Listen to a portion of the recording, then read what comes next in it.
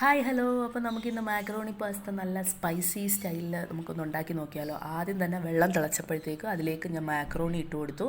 നമുക്ക് എത്ര വേണോ അത്ര ആവശ്യത്തിന് ഞാൻ ഇട്ട് കൊടുത്തു. കൂട്ടത്തിൽ ഉപ്പും ഓയിലും കൂടെ ഒഴിച്ചു കൊടുക്കുന്നുണ്ട്. അങ്ങനെ അത് നല്ലോണം കുക്കാക്കി എടുത്തിട്ടുണ്ട്. അതിനുശേഷം ഞാൻ ഒരു പാൻ എടുത്ത് അതിലേക്ക് ഓയിലും കുറച്ച് ബട്ടറും കൂടെ ആഡ് ചെയ്യുന്നുണ്ട്. എന്നിട്ട് അതൊന്ന് ചൂടായി വന്നതിന് ശേഷം ഞാൻ വെളുത്തുള്ളിയും പച്ചമുളകുമാണ് ആഡ് ചെയ്തത്.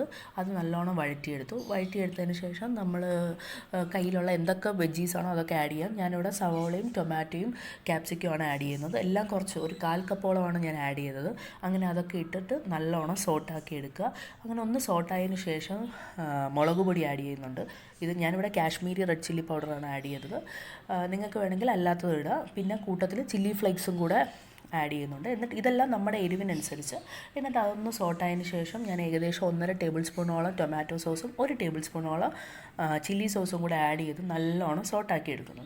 അങ്ങനെ നല്ലോണം സോട്ടായതിന് ശേഷം നമ്മൾ കുക്ക് ചെയ്ത് വെച്ചേക്കുന്ന മാക്രോണിയും കൂടെ ഇതിലേക്ക് ആഡ് ചെയ്തിട്ട് പിന്നെ മിക്സിങ് തന്നെ നല്ലപോലെ അങ്ങോട്ടും ഇങ്ങോട്ടും ഒക്കെ മിക്സ് ചെയ്യുക. അങ്ങനെ മിക്സ് ആയതിന് ശേഷം എനിക്ക് തോന്നി കുറച്ചും കൂടെ സോസ് ആകാമെന്ന്. അങ്ങനെ ഞാൻ പിന്നെ കുറച്ച് സോസും ഒരല്പം ഉപ്പും കൂടി ഇട്ടിട്ട് വീണ്ടും മിക്സ് ചെയ്ത് കൊടുക്കുന്നുണ്ട്.